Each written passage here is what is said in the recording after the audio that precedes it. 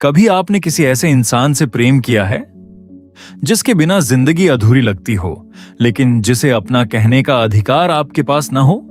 कभी ऐसा हुआ है कि दिल किसी के साथ रहना चाहता हो, लेकिन परिस्थितियां आपको उससे दूर जाने के लिए मजबूर कर दें, और अगर आप उस इंसान की खुशी के लिए अपना प्रेम छोड़ दें, तो क्या वह त्याग कहलाएगा या फिर सबसे बड़ा गुनाह?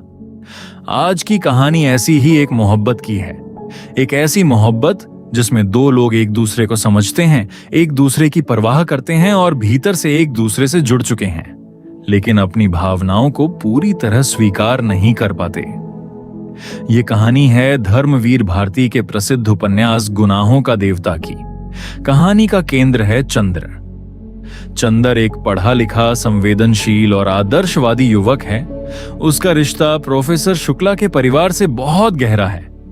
प्रोफेसर शुक्ला उसके लिए केवल शिक्षक नहीं हैं, बल्कि पिता जैसी जगह रखते हैं। इसी परिवार में है सुधा। चंदर और सुधा के बीच का रिश्ता शुरुआत में बहुत सहज है। वे दोस्त हैं, साथ समय बिताते हैं, एक दूसरे से मजाक करते हैं, कभी झगड़ते हैं और फिर थोड़ी देर बाद सब भूल जाते हैं। लेकिन इस दोस्ती के भीतर धीरे धीरे एक ऐसा प्रेम जन्म लेता है जिसे दोनों शब्दों में व्यक्त नहीं कर पाते। सुधा के लिए चंदर बेहद खास है और चंदर के लिए सुधा उसके जीवन का सबसे महत्वपूर्ण हिस्सा बन जाती है। लेकिन दोनों के रिश्ते की सबसे बड़ी समस्या यह है कि उनके बीच प्रेम होते हुए भी सामाजिक और पारिवारिक परिस्थितियां एक बड़ी दीवार बनकर खड़ी हैं।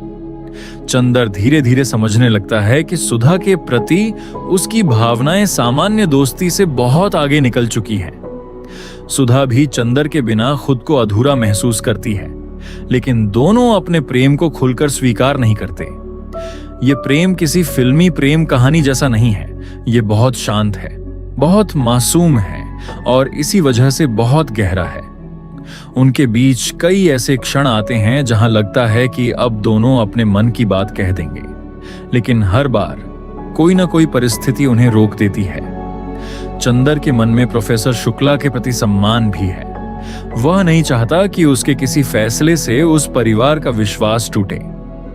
यहीं से उसका सबसे बड़ा संघर्ष शुरू होता है। चंदर मानता है कि प्रेम केवल पाने का नाम नहीं है। उसके भीतर त्याग और आदर्शों की भावना बहुत मजबूत है। वह सोचता है कि अगर सुधा के भविष्य के लिए उसे अपने प्रेम से पीछे हटना पड़े तो वह ऐसा करेगा।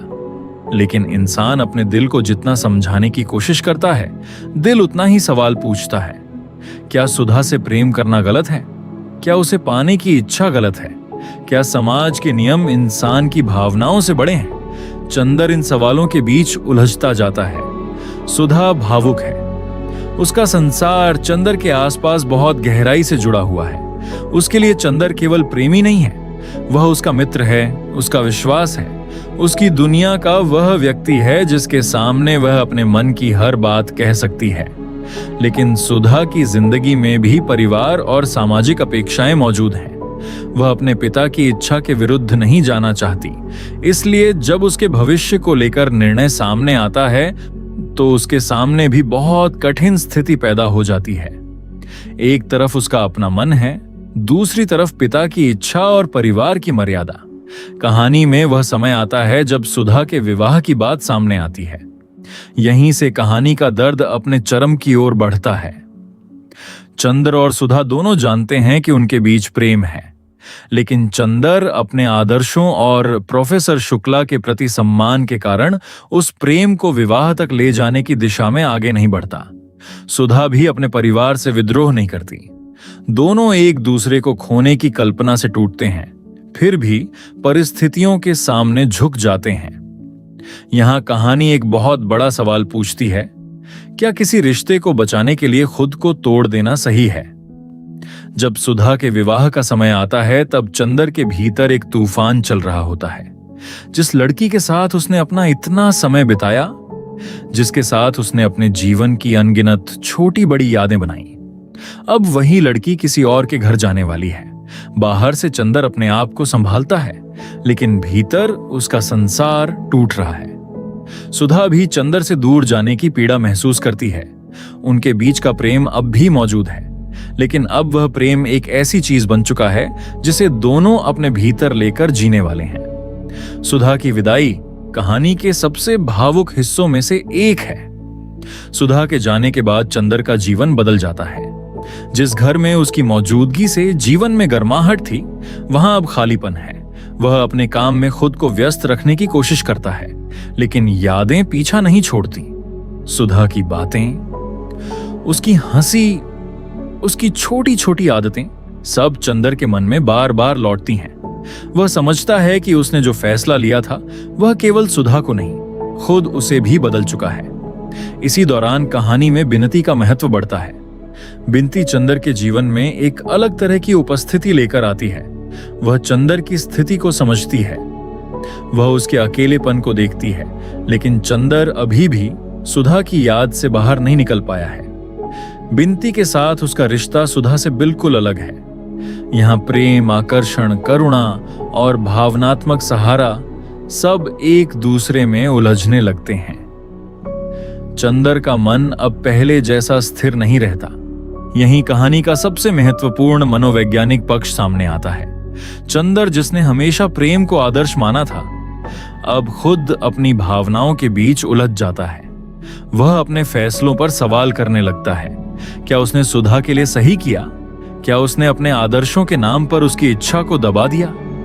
क्या किसी दूसरे के भविष्य का फैसला उसके लिए करना वास्तव में त्याग था, या फिर उसके आदर्शवाद में कहीं उसका अहंकार भी छिपा हुआ था?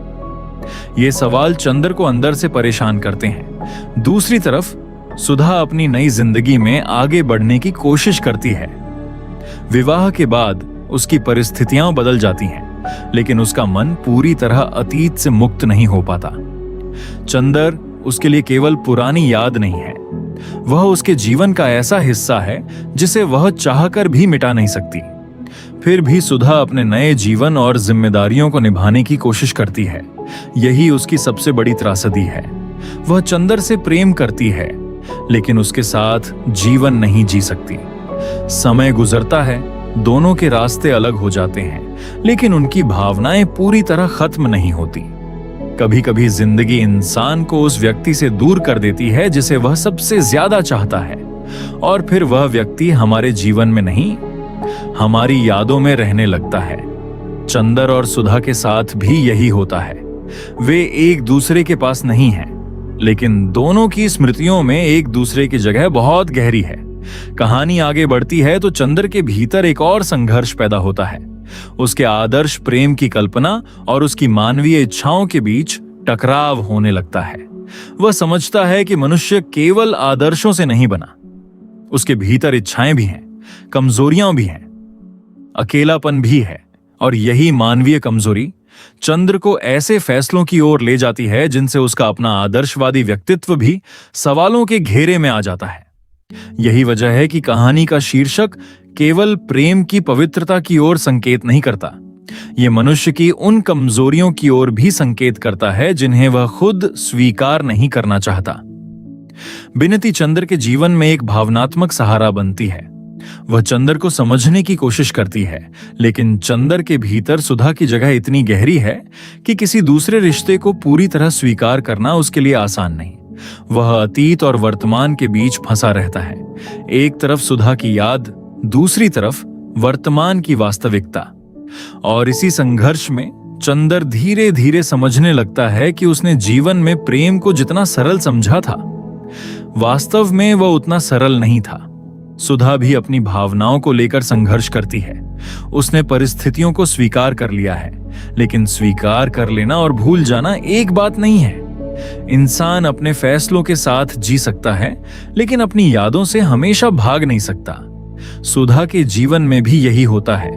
उसका प्रेम एक ऐसी स्मृति बन जाता है जिसे वह अपने भीतर लेकर चलती है, और यही स्मृति उसके जीवन को भावनात्मक रूप से प्रभावित करती रहती है। गुनाहों का देवता की सबसे बड़ी खूबसूरती यही है कि यह किसी एक व्यक्ति को पूरी तरह सही या गलत साबित नहीं करती। चंदर गलत है या सुधा या परिवार या समाज? शायद जवाब इतना आसान नहीं है। हर व्यक्ति अपनी जगह सही दिखाई देता है, लेकिन जब सब अपने अपने तरीके से सही होने की कोशिश करते हैं, तब भी परिणाम दुखद हो सकता है। यही इस कहानी की त्रासदी है। समय अपनी गति से आगे बढ़ता रहता है, जिंदगी में बहुत कुछ बदल जाता है, लेकिन चंदर के भीतर सुधा की स्मृति अब भी जीवित रहती है। वह अपने अतीत को समझने की कोशिश करता है। उसे महसूस होने लगता है कि प्रेम को केवल त्याग के नाम पर दबाना हमेशा समाधान नहीं होता। कभी कभी हमें अपने मन की सच्चाई को स्वीकार करना पड़ता है, लेकिन यह समझ उसे बहुत देर से आती है, क्योंकि कुछ फैसले ऐसे होते हैं जिन्हें वापस जाकर बदला नहीं जा सकता। चंदर और सुधा की कहानी हमें यह बताती है कि प्रेम हमेशा मिलन तक नहीं पहुंचता। कुछ प्रेम रिश्ते में बदलते हैं, कुछ विवाह में, और कुछ केवल स्मृति बनकर रह जाते हैं। लेकिन इसका अर्थ यह नहीं कि वे प्रेम कम थे। कभी कभी सबसे गहरे रिश्ते वही होते हैं जिन्हें दुनिया कोई नाम नहीं दे पाती। चंदर ने सुधा को चाहा, सुधा ने भी चंदर को अपने जीवन का सबसे महत्वपूर्ण हिस्सा माना, लेकिन दोनों के बीच परिस्थितियों, सामाजिक मर्यादाओं और गलत फैसलों की ऐसी दीवार खड़ी हुई जिसे वे पार नहीं कर सके।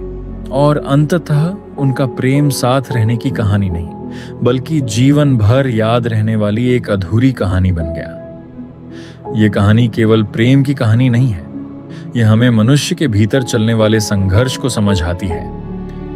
हम अक्सर दूसरों के लिए निर्णय लेते हैं, कभी परिवार के नाम पर, कभी समाज के नाम पर, कभी आदर्शों के नाम पर, लेकिन हर निर्णय की एक कीमत होती है।